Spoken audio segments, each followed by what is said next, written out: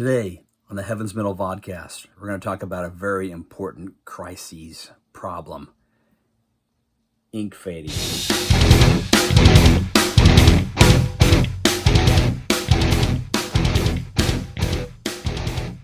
Welcome to the Heaven's Metal Vodcast. We used to be sponsored by Monster Energy Drink, so we're going to harken back to those sponsorship days and hoist a Monster. So we've got a very critical problem: ink fading. This is what happens to a copy of HM magazine that had a glorious red masthead at the top.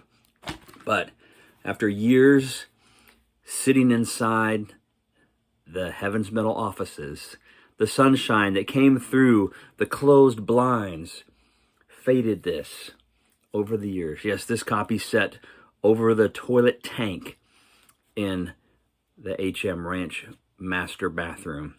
Look what happened over time to this cover. The ink faded, especially the red.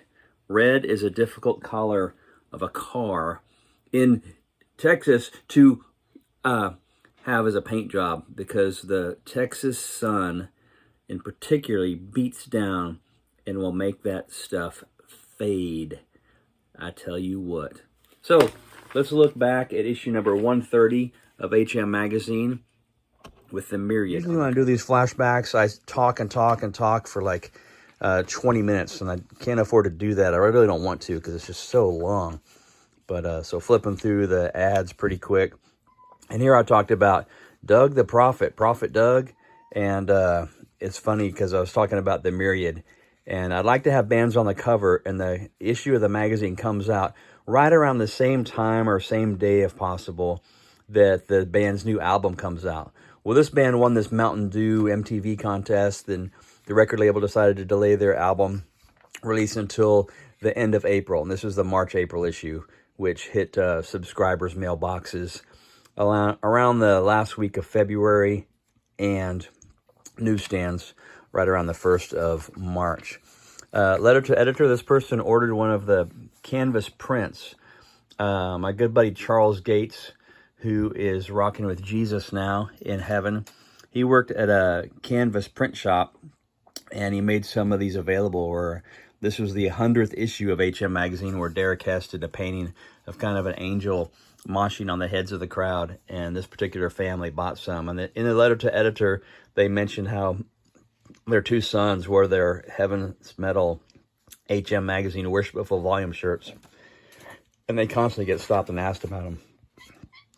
Memphis May Fire, new band at the time. My Children, My Bride, still rocking it. This was kind of an early article on their existence. This Live Report is a show that I went to at La Zona Rosa in Austin, and it still remains opened up, and they're such a killer band, a dual guitar band, kind of a throwback to some power metal days, but they were totally in the metalcore scene.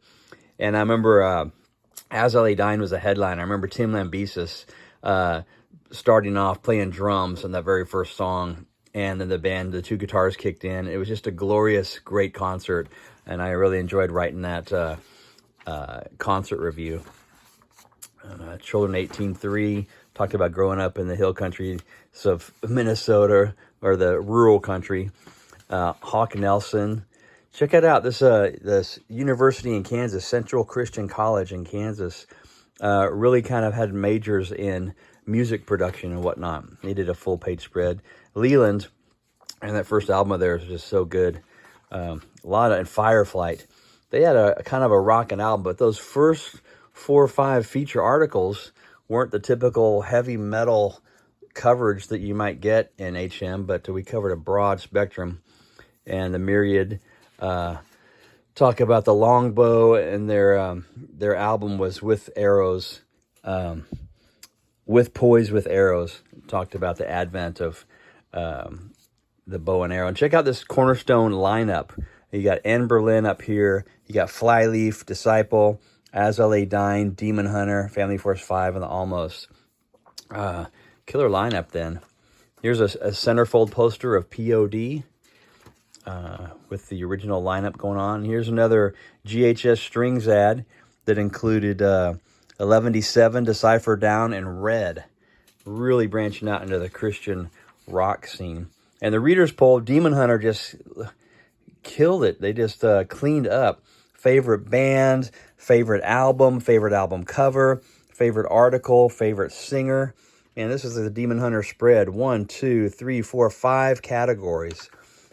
And favorite live show is Family Force 5. They were just ridiculously fun. Andrew Schwab, favorite lyricist.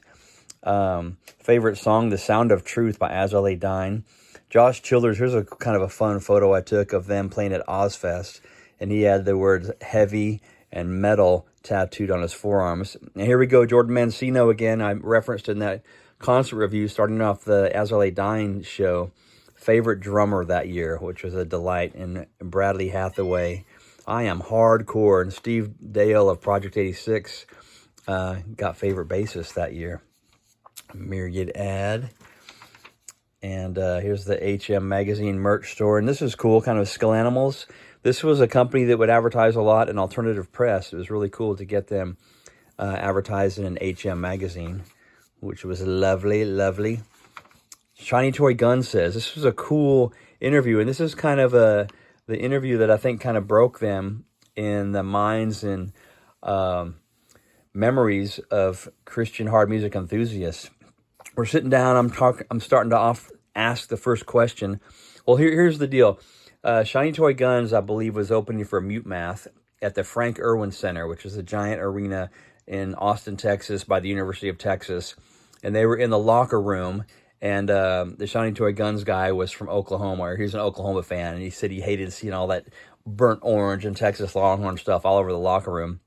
But this is a face-to-face interview. A lot of my interviews were done over the phone, but this one was face-to-face.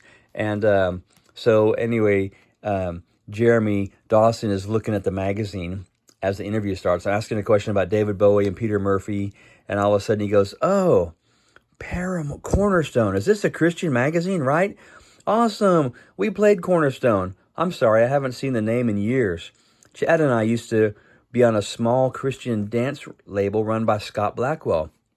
Yeah, in Seoul, right? Yeah, in Seoul.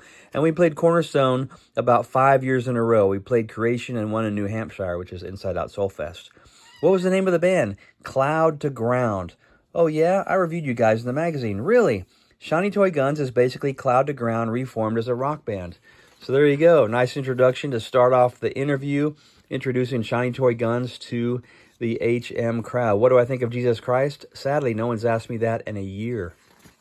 And he talked about Mikey Bridges Church here that he used to go to in Ventura, California. And Pillar for the Love of the Game album review. See who got some New Frontiers, got a couple 4s. So did the Myriad. Wow. I gave Leland a 4 and Burden of a Day 4 and 7 Glory 4. Wow, they got some good ratings. The Afters 4, John Foreman solo album 4, Ivory Line a 4. Seabird 4. Oh, Seabird is such a great band. Love that band. Till We See the Shore. I was an early Seabird. Here's a really cool author named Melanie Wells. She wrote some thriller, dark-oriented novels. And hopefully she's still around. I'd encourage you to check out My Soul to Keep and the follow-up novel to that. And this is a cool independent self-published thing. A guy, his correspondence with Aaron Weiss of Me Without You kind of takes up and goes throughout the book, covering his stuff. There's the devotions. There's a subscription card that always fell out of your shoe when you were looking at it. And that is wrapping up the issue number 130 of HM Magazine. So what are we going to do about this crisis of ink fading? Well, keep your magazines out of the sun, kids. Join the discussion.